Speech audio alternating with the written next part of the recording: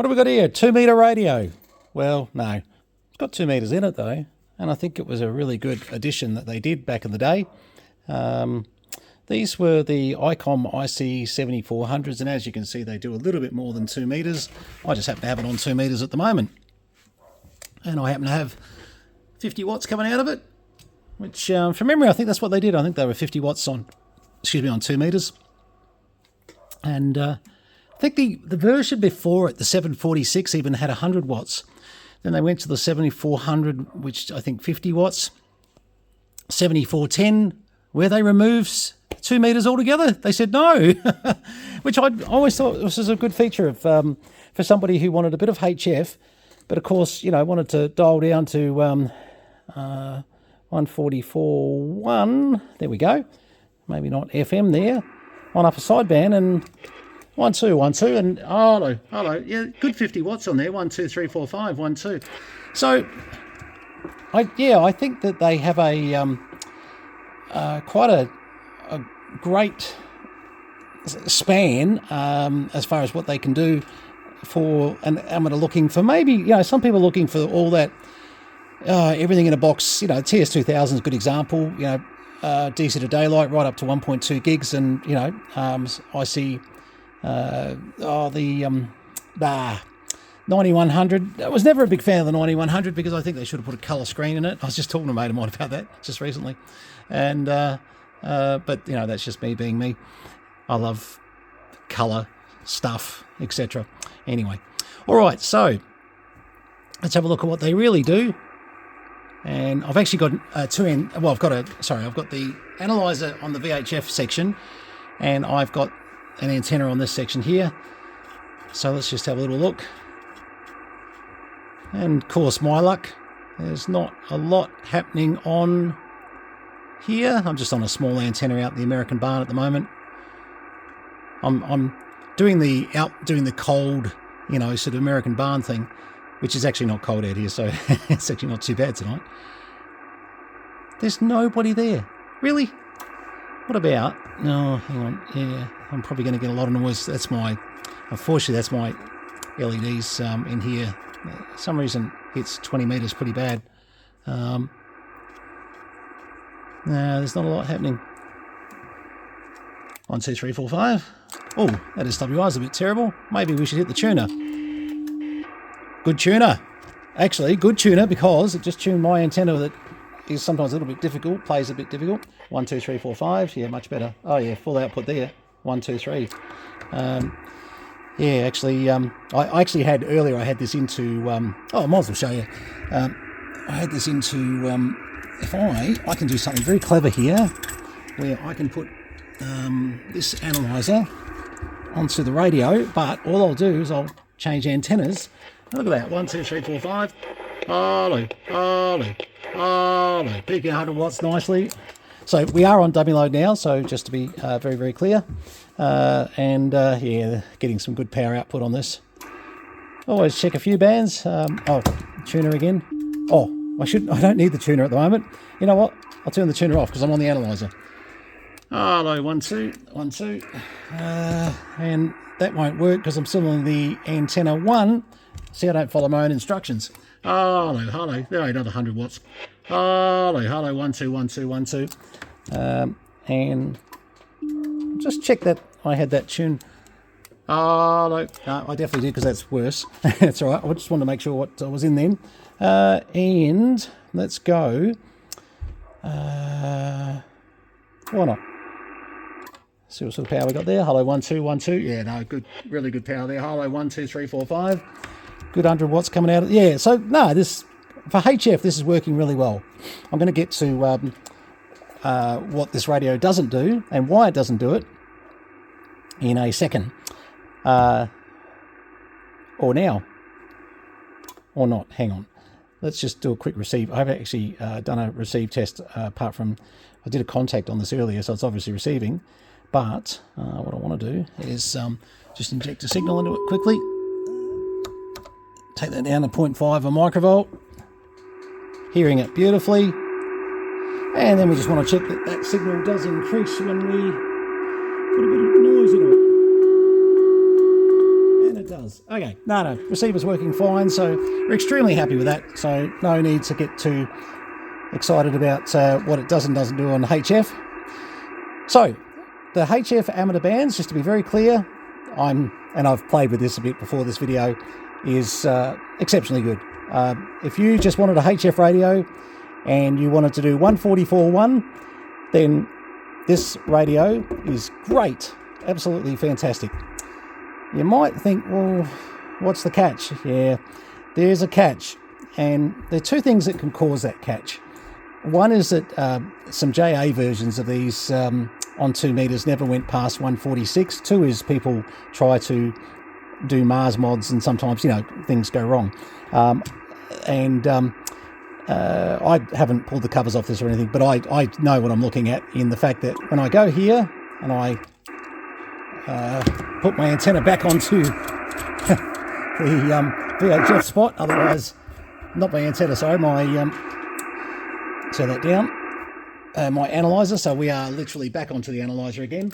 And let's just put in, actually let's see what it does, because my memory of these things they were super good receivers on 144.1, so let's see if we're right on that.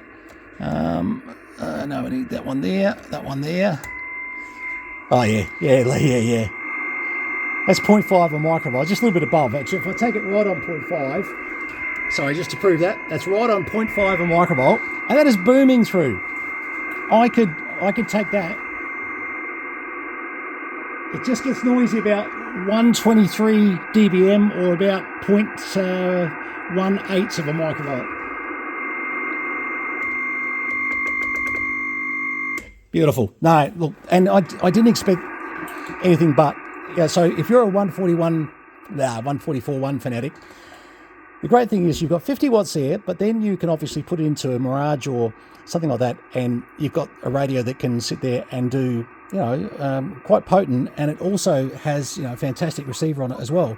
And I think that's the other thing to sort of acknowledge, that these radios, because they were all mode, they were really a nice way to get, you either, sort of wanted a HF set and you thought, well, I'm not really into 2 meters, but I'll take the freebie, and then you became into 2 meters sideband. I'm not a big FM guy. Look, I don't mind some of the digital modes, but being in the country here, FM obviously, I'd rather sit on 144.1 and see if I can hear the guys down in Melbourne, and I say that, and I haven't had a VHF UHF antenna up for 12 years, seriously. We're just about to put some beams up, and I was actually just talking to Kev, my mate, who's just been working the ISS and doing a few things, and he's got me a bit inspired to finally get some of these antennas we've brought in from Wimo up in the air. So we'll get on to that. Right, so what am I not telling you about this radio? Well, it's what we alluded to earlier. Let's go to FM just so we can see a carrier. So we're transmitting, we're transmitting beautifully, as you can see. Transmitting. Oh, look at that. Where did that happen? Of course it happened where the Japanese band clicks out. And this looks like it's been, the diodes are set up as a Japanese model, or hang on, there you go, just loses it there. Or, unfortunately, they actually used to, how do you say that? I was going to say hardwire the micro, but it's not. Internally, it is sort of what they do. But what they're doing is they are definitely mask. It's what they call a masked processor. So basically, good luck ever getting this to, even if you can play with diodes for the rest of your life, and I'd say somebody has, but that will never, without doing a micro change, you'll never get it to go. It'll receive all the bands properly, etc. But look, in general, it's a great HF radio and 2 meters sideband radio, because you get the sideband bands, you get the ability to transmit in the satellite areas as well, although you're only going to want to receive there. So the truth is that, the receiver, like if I, just to show you, if I say 147.500, so the Japanese mod allowed you to receive there. They were just paranoid. What did I say? 147.5. Strange frequency. Why not just say 147? That might have been easier. Hang on. 147. Save flicking a whole lot of things. So when I put a signal through on 147, you'll see that, bingo, we've got plenty of signal there, no problems. So the receiver will continue. That's a lot of input. As you can see, we can take that down a bit. All right, let's get rid of that noise. So the receiver's going to work perfectly on all the VHF bands, and I'm pretty sure that it went up to about 170 megs or something. And from memory, it took you down into, whoops, too far, 174 was it? 170 something 4, yeah. And so the thing is, this also allowed you to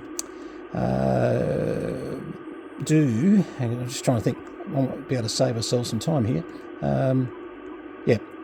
So say I want to do 118.200, it'll auto, no it won't, and then 0, 118, there we go.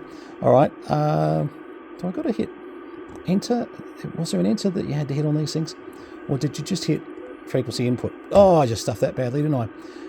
Oh, there is an enter. Ah, you idiot. Okay, so we're having a good time here. 118.20000. Enter is what I should have hit. And then, of course, you could go to AM, and listen to your aircraft, etc. And once again, not transmitting. Okay, so and you don't want it to transmit down there, but certainly it can receive there.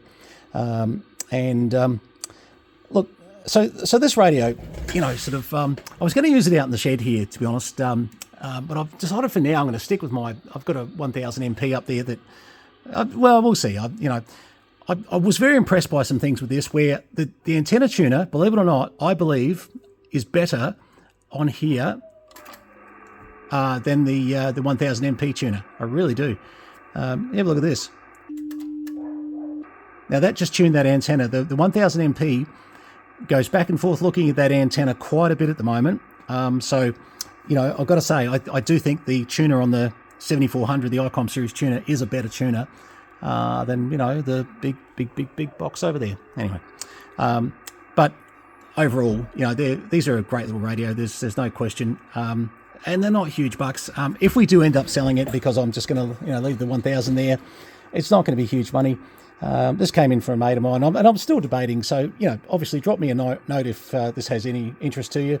I think even though it's basically, I would just think of this as a HF radio with a 2-meter add-on that, you can obviously use and utilise, etc., for sideband, and you can receive the repeaters, of course, blah, blah, blah. But, yeah, I would say it's a master processor.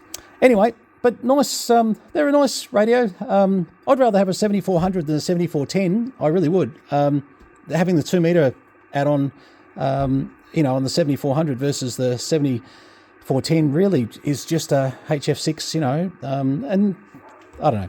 Not sure what Icom were thinking with some of the designs. As I said, the 9100. The 9100, I bought one brand new from Ross back when they first come out. And I remember thinking when I bought it, I thought, I'm going to hate this display. Because it pretty much looks like one of these. And I've been used to 7800s and, obviously I went to the 7850, but that was before that. But, literally, as you can imagine, I just got used to colour screens. And so when the 9100 came out and it looked like this, I grew very bored of it very quick. And that was a shame because it wasn't a bad radio. It just, didn't sort of quite turn me on. And a lot of people shared my opinion on the 9100s. They bought them and then they got bored and they went, so they became a very, sold radio number of times that you'd see them come up over the years. And, generally it was someone trying again because they didn't sell it. I know mine took a while to sell. Anyway, all right, this one's going to come up for sale, I think. So drop us an email at brenton@posnev.com.au if you're interested. It may stay, I don't know. Let's talk about it. All right, guys, all the best. 73s, VK3, Charlie Mike. Please subscribe, and if you've been watching our other videos, you'll see there's some giveaways. All the best, guys. Cheers.